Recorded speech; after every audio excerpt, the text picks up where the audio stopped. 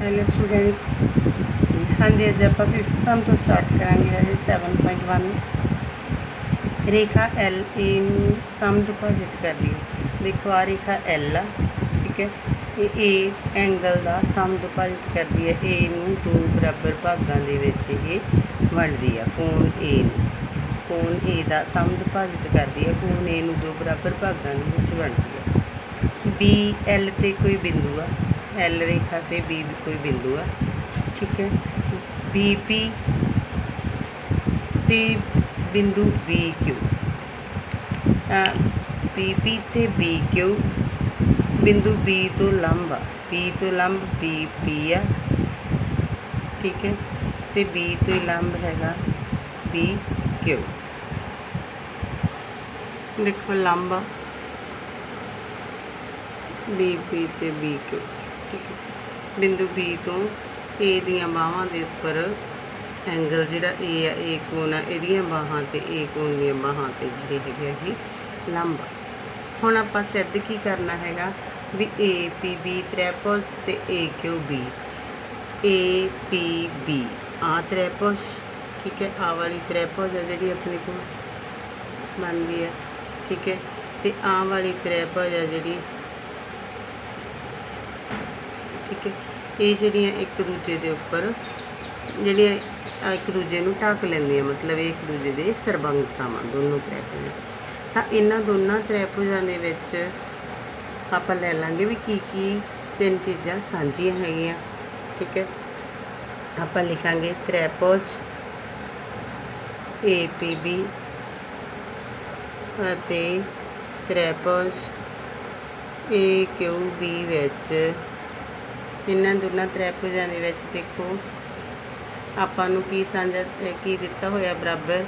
इहदे विच एक तां आपां नूं दिता होया भी 90 डिग्री दे कोण आ, किहड़े किहड़े ए पी बी ते A Q B,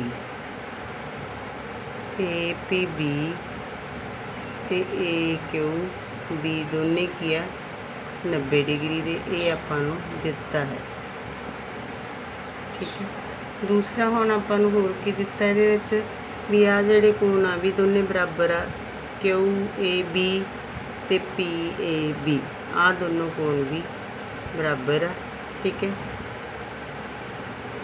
P A B ते क्यू ए बी आ दोनों कोण बराबर आ। कोण पी ए बी ते कोण क्यू ए बी बराबर है। ये भी आपां नूं उन्होंने दिता है। उन्होंने कहा सी ना आपां नूं भी ए कोण नूं सम डिपोजिट करदी, मतलब कोण नूं बराबर भागां 'च वंडदी है, दोने भाग बराबर है। ये भी उन्होंने आपां नूं दिता सी। हुण देखो दो तो हो गई, तीजी हुण तीजा की देखांगे, इहदे विचों की साझा वा। तीजा आ जिहड़ी लाइन आ दोनों त्रिभुजां दी सांझी आ, इस त्रिभुज दी भी ते इस त्रिभुज दे विच भी हुंदी है, ठीक है। इत्थों इनू आपां फोल्ड करांगे। तुसीं कई बार पेपर लैके उन्होंने फोल्ड करी जाने हुंदे, जिहड़ी जगह तो फोल्ड करदे हो तो सांझी लाइन बन जाती है, ठीक है। इत्थों इन्हां नूं आपां फोल्ड करांगे एक दूजे उपर रखण लई। आ एंगल इत्ते ते आ एंगल इत्ते, इत्थों फोल्ड करांगे। ये की है इन्हां दी सांझी भुजा A B is equal to A B.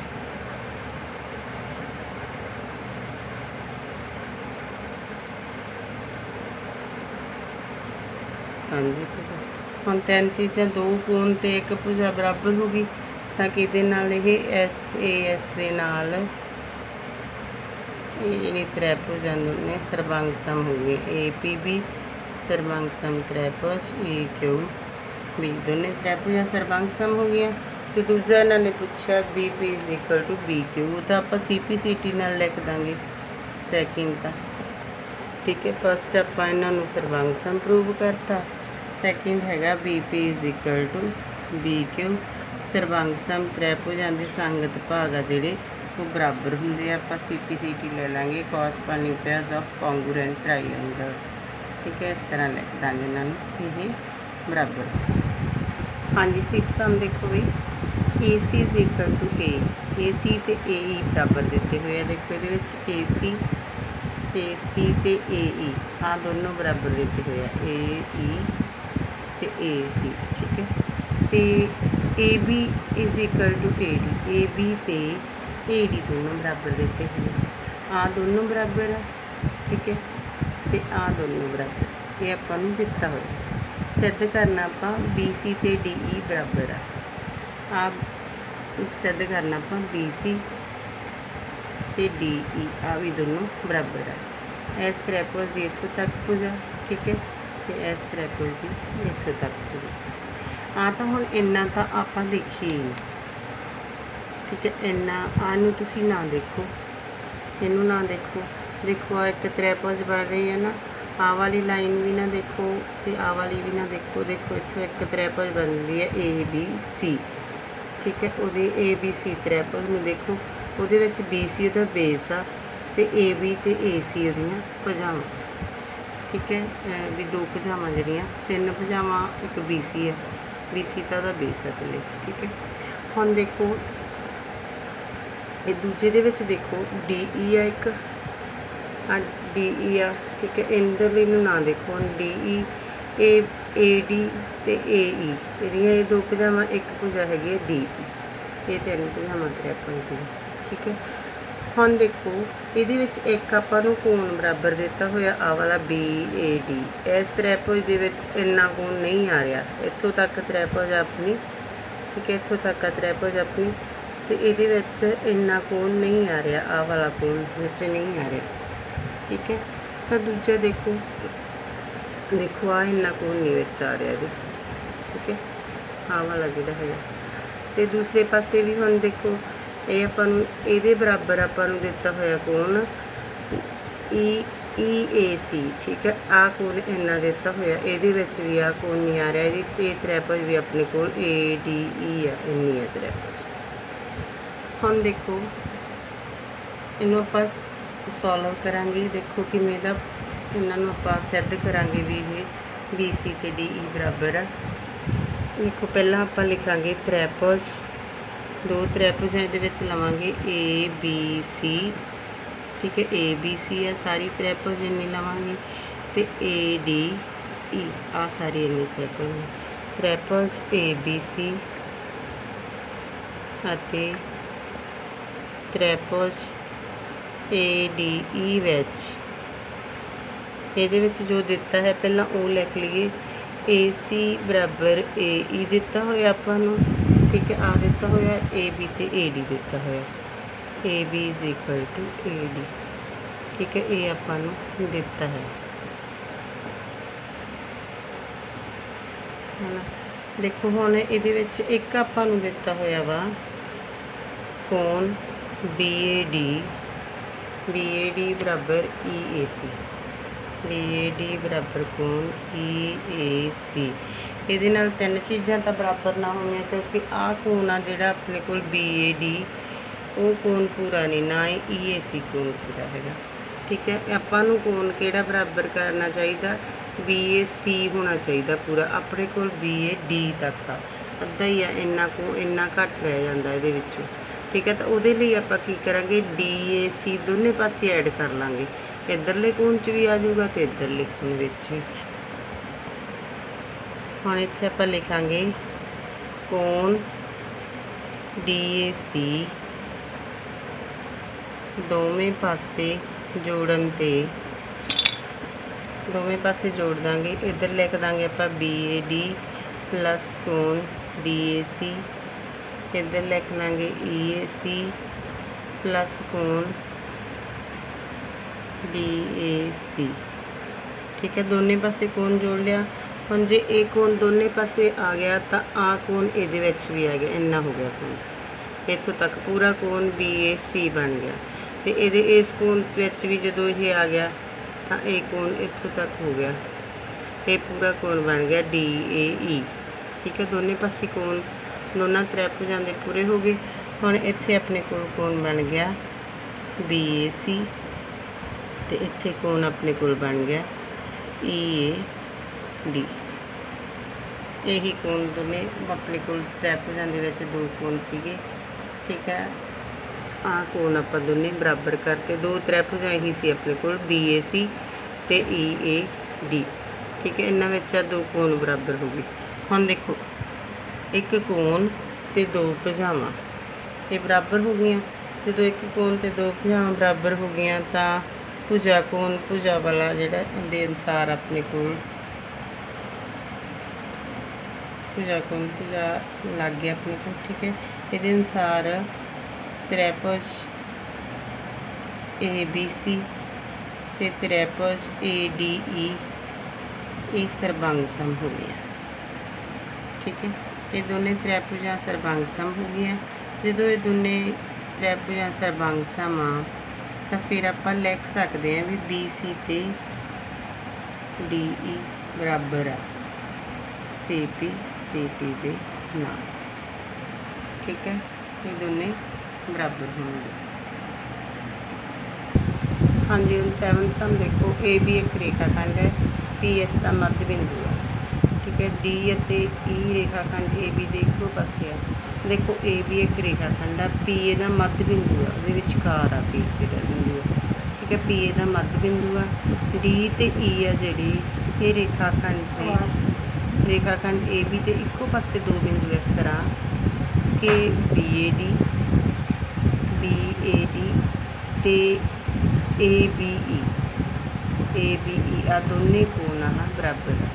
ठीक है, एक उन्हें क्या EPA ते DPB ये भी दोनों कोण बराबर है। आप सिद्ध करना भी त्रिभुज जी त्रिभुज इस तरह आ वाली त्रिभुज बन रही है DAP। ठीक है, आ त्रिभुज तो इधरों EPP आ त्रिभुज दोनों त्रिभुजां जिहड़ियां सर्वांग सम ये सिद्ध करना ਆਪਾਂ। तो ਆਪਾਂ ਕੀ ਕਰਾਂਗੇ त्रिभुजां ले लेंगे त्रिभुज DAP ਅਤੇ त्रिभुज EBP ਵਿੱਚ ਇਹਨਾਂ ਦੋਨਾਂ त्रिभुजां ਦੇ ਵਿੱਚ बराबर की ਦਿੱਤਾ ਹੋਇਆ ਆਪਾਂ ਨੂੰ। देखो P मध्य बिंदु आ तो AP बराबर BP।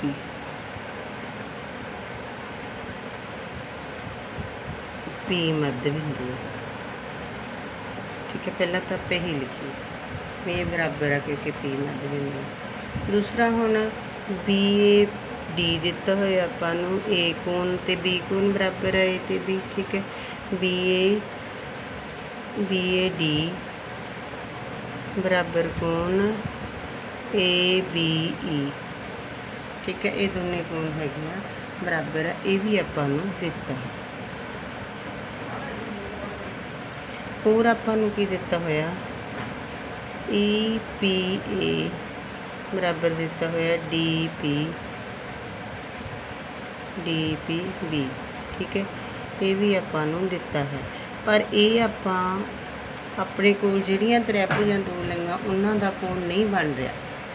ठीक है, जिहड़ियां दो यह भी आपां दिता है, पर ये जिहड़ी आपां दो त्रिभुजां बन लईआं उहदा कोण नहीं बन रहा। आपां इस त्रिभुज का इन्ना कोण चाहिए। ठीक है, APD चाहिए इन्ना कोण, क्योंकि त्रिभुज आपां आह लई आ DAP लई आ तो इहदा कोण DPA चाहिए। ठीक है, दूजी त्रिभुज लई आपां EBP लई आ तो ये आपां इन्ना कोण चाहिए इत्थों तक। मतलब जिहड़ा इन्ना कोण आ वाला कोण आ ये दोनों दे विच है नहीं, इन्ना कोण दोनों दे विच है नहीं। ठीक है, तो इनू आपां पिछले सम ये विच ऐड कर लांगे कोण EPA। किहड़ा कोण जोड़ांगे ये विच EPD, इन्ना कोण है नहीं EPD दोनों दे विच। कोण EPD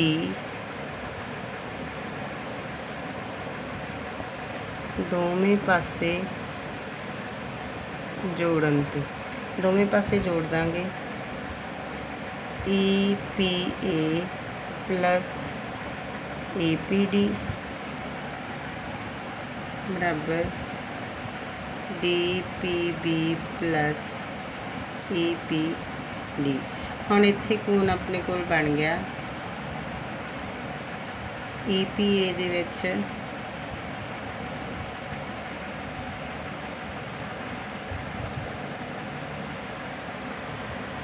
DPA सॉरी इत्थे गलत लिखा होया अपने को DPA आ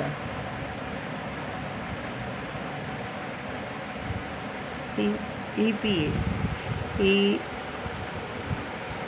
ये देखो हुण देखो की बन गया EPA ते EPD